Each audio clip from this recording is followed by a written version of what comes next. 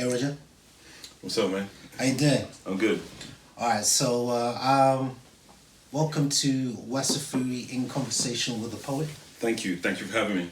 You are currently starting your tour for your new collection, Portable Paradise. Yeah. I wanted to talk to you a little bit about the collection. I think we were working together on mixtape around it, but Yeah. I want to kind of look under the hood if that's okay with you. That's fine. I'm good. So, your last collection was Butterfly Hotel. Yes. Yeah. That was probably about coming up to 4 years ago. About 4 years ago. Yeah.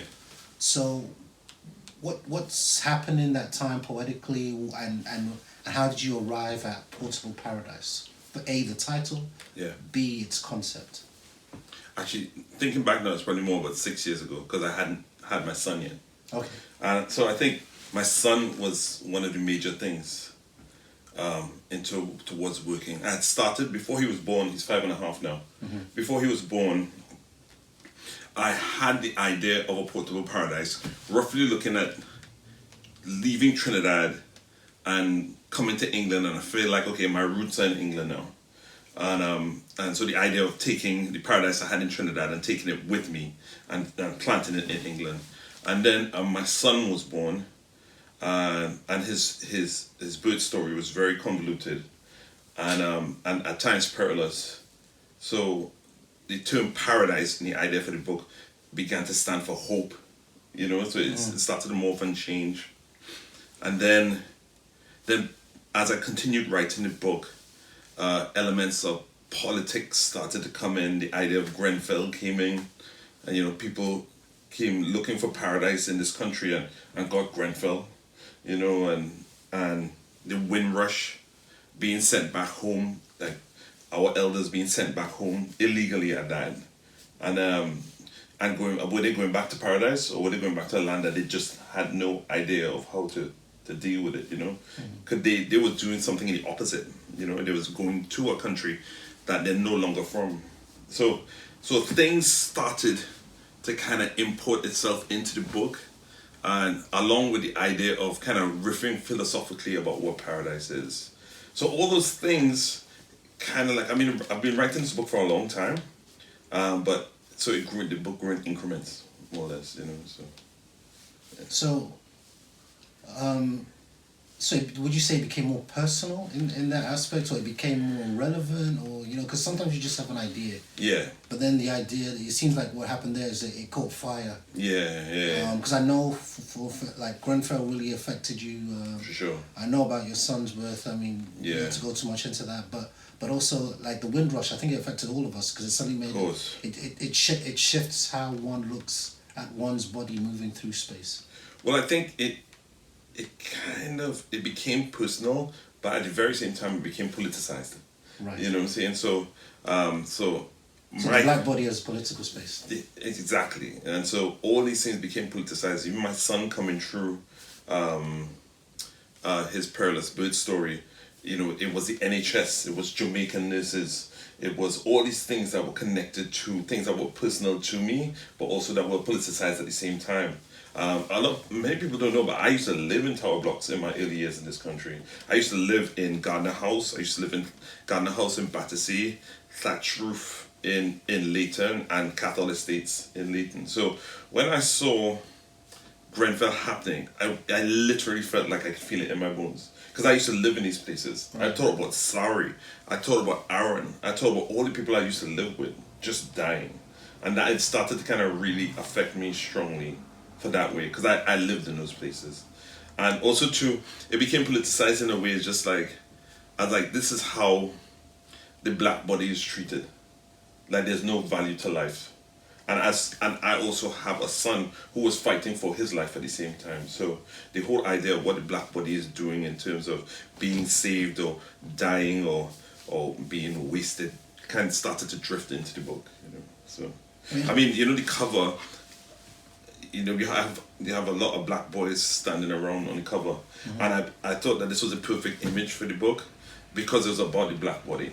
This is also me. This is also me waiting around with my friends.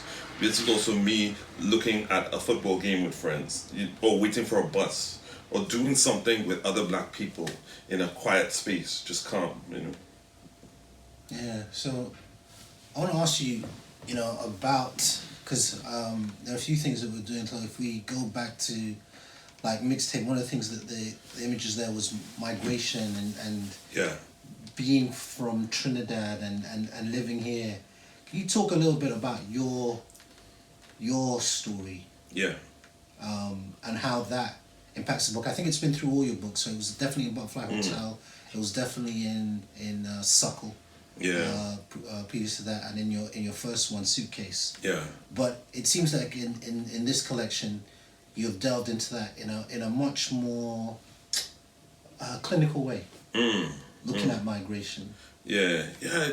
I like the last book, Butterfly Hotel, was like the conceit that butterflies leave tropical lands and fly back. They leave cold lands and fly back to tropical lands.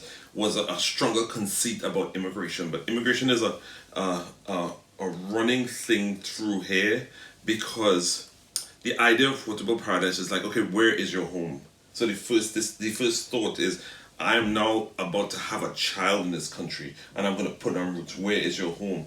The nurse who really helped my child go through his hospital situations, as far as she's concerned, England was her home. Right. Jamaica was a place of memory for her, that she doesn't know anybody anymore. You know what I'm saying? So it runs through nearly everything. You know what I'm saying? But in a very subtle way. In a very subtle way. Like people who lived during who survived the Grenfell Tower fire. There was like, it destroyed my home. But a lot of them weren't originally there. They were all immigrants. But that Grenfell Tower was their home and it was destroyed, So it's less about immigration and more about where is home now. And wherever you decide to put your home, can you make that your paradise? Can you make that your paradise? Yeah. Oh, wow. Could you read a poem for us? Sure. Yeah. I mean, I talked a bit about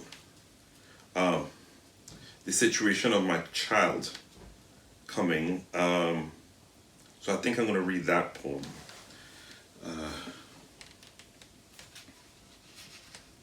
It's called Grace. Okay.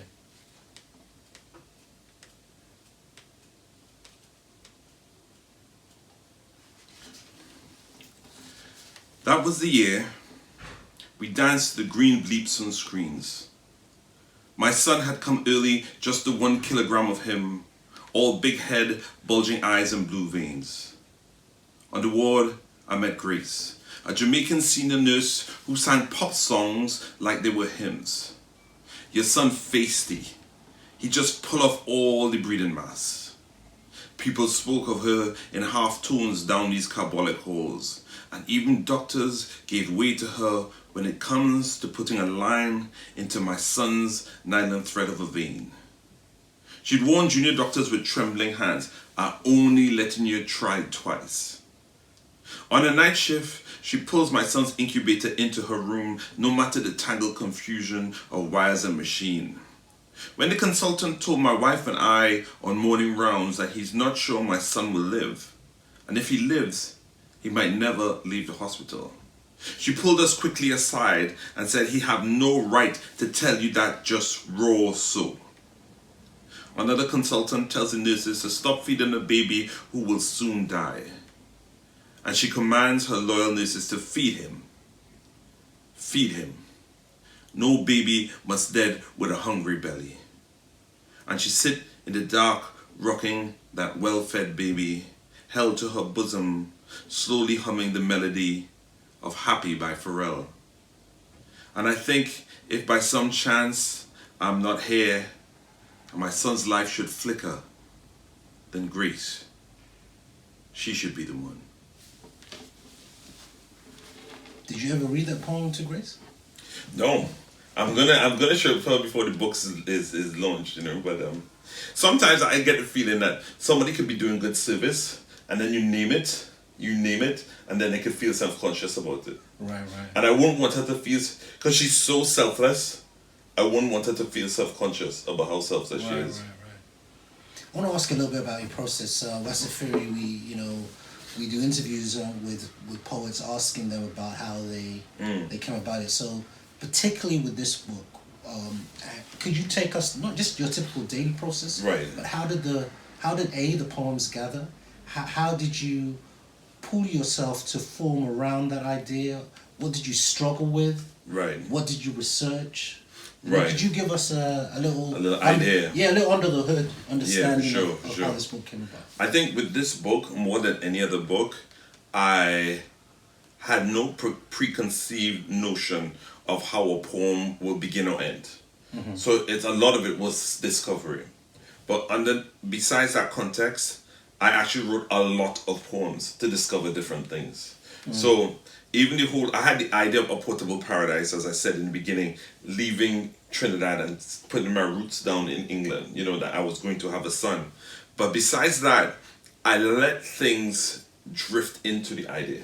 So it was a small framework, and I let things drift into the idea. So they have a lot of things. At one point, as you know, I was writing a lot about animals in paradise.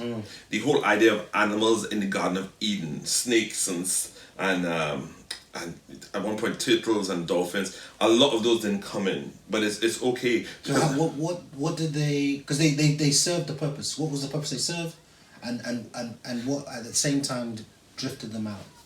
The purpose it serves was symbolic. Right. Yeah. So some of the snake imagery stayed in because that was symbolic of, death and paradise together. So in the poem about Grenfell, I use the idea of a snake of fire going up the building. I talk about we have things in Trinidad called mackerels, which are anacondas, an anaconda hunting, and what he must be thinking as he swallows other animals slowly. Because I thought the symbolic ones were the ones to keep in. So all the ones that weren't symbolic, I didn't keep them in. Right. Yeah. In terms of the writing, I wrote a lot of sequences. I tried to be a bit more experimental with form. I really tried to use prose poetry and the kind of surreal nature of prose poetry because with prose poetry, it really fits what the black life can be like. And when I tell people who are not black about my life, they find it completely bizarre because they don't have the experience. And so I find that the whole idea of the surreal nature of prose poems really fit. It was a fitting form to describe black life. Right. Yeah. So I spoke to a few poets. So I spoke to Denise Smith and a few others, and a lot of their successful poems come out of a failure to try something, and then there is a psychic leap. What did you experience that at all? And what was the poem that you might have struggled with? That does that make sense to you? Yeah, for sure. Yeah. I think with me, as the book began to create mass, so the very first third of the book, I was just experimenting with things. But as soon as I had a mass of things that I liked, things started to stick to it. So it began to have an energy. I'd go to the barber shop around the corner, on my corner, and I'd literally see poems in front of me. And I just literally write them down because the book began to have an eye through me. And so that was my psychic leap. Like, as soon as I had amassed enough stuff to say, like, okay, I like where this is going, then things started to stick to it. It had a kind of gravity. Yeah. Can you tell us a little bit more about your process? Yeah, for sure. For young writers or for sure, going through I'm a big a transition, because I notice a lot of people are asking for your mentorship. We're talking off camera. Yeah, for sure. A lot of people are asking for your mentorship. What is it that has you be the poet? Not the outwardly seen poet, but the poet at the table. Right. Well, I think poetry is my orientation. I mean, I make music too, and I've written some short fiction and stuff like that, but I don't think it defines me more than poetry. So poetry, as we talked about before, really trains me for everything else that I do. So when I write a short story, it's poetic and has a lot of metaphor. When I write a song, it's like a poem song. So poem is a training ground for every other form that I do. But with this book, I felt like I was coming back to just being the poet. Like, nothing was more important to me than this book and expressing things in this book. No other art form kind of crept in, taking me away from the book. So as a result, I really concentrated on the book every day. So I'm the kind of person who writes something every day. So I'm not loads or a regular time, or can I inquire to that? because I had a young child at the time. I started to steal time for things. So if I was going to take him out for a walk in the park, I'd take an hour before. If he was sleeping, I'd take an hour and just like, okay, I'm gonna write something down quickly, and with no real assessment, no real agenda, no real assessment, no real connection to it. I'm just doing it. You know what I'm saying? So I began to snatch little pieces of time, and the trick of it was for me to transition from one thing to the other very quickly. And so in order to do that, I had to be very resolute about what I'm doing in terms of trying to finish a book. So it's not just a collection of poems. I'm trying to finish a book. And in order to do that, I had to be very consistent with my reading. Because when I read, I have lots of fertile ideas. And I have and also form was the thing I was trying to do for this book. So I tried to read a lot of people who were doing experimental form. So do you just read poetry? Yeah, no, I mean I read novels too, but I had focused reading for this book. So probably over the last 4.5 years, I read solely poetry. And like now the book's finished. Now I'm catching up all the novels. You're back on. Non-fiction and things for fun. You know what I'm saying? I was like, gosh, Rennie Edelage, gosh, I didn't get a chance to read this. Afro Hish, I didn't get a chance to read this. But because I was just on poetry, and it was nearly like praying. Have you done your prayers today? You know what I'm saying? Have you read your stuff? Have you written something down? And I allowed myself, like every day, to write a crappy poem every day. It didn't have to be good. It didn't have to be amazing. A lot of the time it was more or less on topic for the book, but I didn't know what it was, and I didn't have to know what it was. But I just had to do one crappy poem a day, and I more or less did that for about 3 years. So I believe when you write a book, the book becomes, initially you are the teacher. You're trying to tell the poems, could we do this, could we try that? But when you finish the book, or when you then sit down with your editor, the book starts to teach you. Has it started that for you? Has it started talking back to you in that way? It has, but it started talking back to me in literally in performance. Yeah. Because what the book is telling me is that I have to take all the different skills from different forms that I have and bring it towards reading the book. Enlighten us a bit more. So because I do music, theatre, I write fiction, and I sometimes I say speeches, I write prayers, because I pray. When I do a reading from it, I'm trying to bring everything that I am into the performance of the book. So this book can be wholly expressed through me. And that's what it's taught me, to just really pull together all the things that I've done to express the ideas in this book. I was recently at the Baucus Literature Festival in your home country, Trinidad. Yeah, Trinidad. And what I noticed there, which was one of my big takeaways, was how the spoken word and the written word have equal gravity. For sure. There's no superseding. One does not supersede the other. Yeah, for sure. And the amount of detail that is taken and how the word is revered in both spaces. Yeah, for sure. Not just by writers or performers as people would have them. Yeah. But by just the common layperson, like it's there, it's in the language, it's in the culture. And I wonder, I guess it's made me look at you differently, even though I know you, but I was like, has that always been the case? And is that something, what does that add to you as the writer? Or I don't know. It's a good question. I mean, you have to look at Trinidad history. Now this sounds strange because there was no soft version of slavery, but in terms of brutality, the slavery in Trinidad, from what I've read, was apparently less brutal. So they allowed them to retain part of their African cultures, solely because at times in Trinidad, when they tried to be too brutal, there was rebellion. And it's like, okay, we have to find a balance between letting them do their thing and they being out and out rebellious. So if we let them dance and sing and keep some element African retention of their arts, then they seem not to rebel. So let's see how that goes. And they allow that to happen. Whereas in Jamaica, I heard it was brutal, very much so.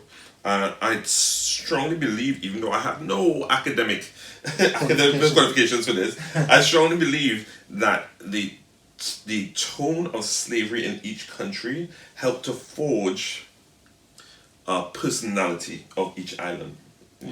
So in Trinidad, because they were allowed to retain some of the oral cultures and stuff, what happened was you have a continual oral culture from slavery, and Trinidad is a very oral place. So I mean, I've left Trinidad now, probably coming up to 28, 29 years, but because I had all this slang from my time, I'd go back, but the slang would change in Trinidad every 6 months.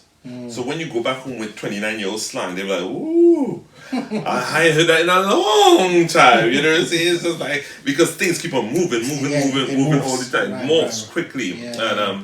And because of the oral culture, when it morphs with everyone. Old and young. And also to Trinidad is just a very spiritual place. I agree. You know what I'm saying? It's a very spiritual. It's like Chris O'Philly moved there. It's like, Chris, why did you move to Trinidad? He said, man, it's just a very spiritual place. He said it was like a paradise. He said this is one of the most unspoiled places he has ever seen. I remember one night we got to listen to some pan players just in the pan yard, just practicing for. Of course. But it was like a prayer. That's amazing. That's an amazing thing. You know what I'm saying? It's like, I mean, when I was in Trinidad, I solely did not appreciate it because I go to the panyard just to talk rubbish. You know what I'm saying? I just see what girls was there. You know what I'm saying? Like, I'm like, yeah, pan, whatever. Hey, how you going, babes? You know what I'm saying?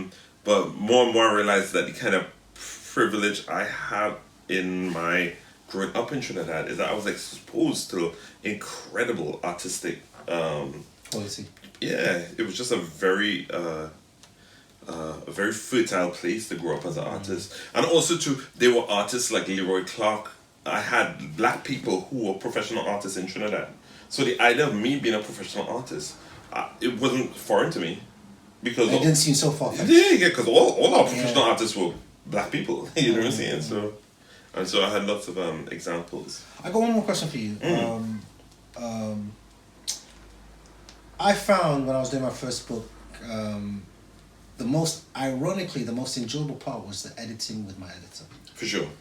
And I know that we have the same editor. Yeah, Jeremy. He's amazing. Jeremy Pointing.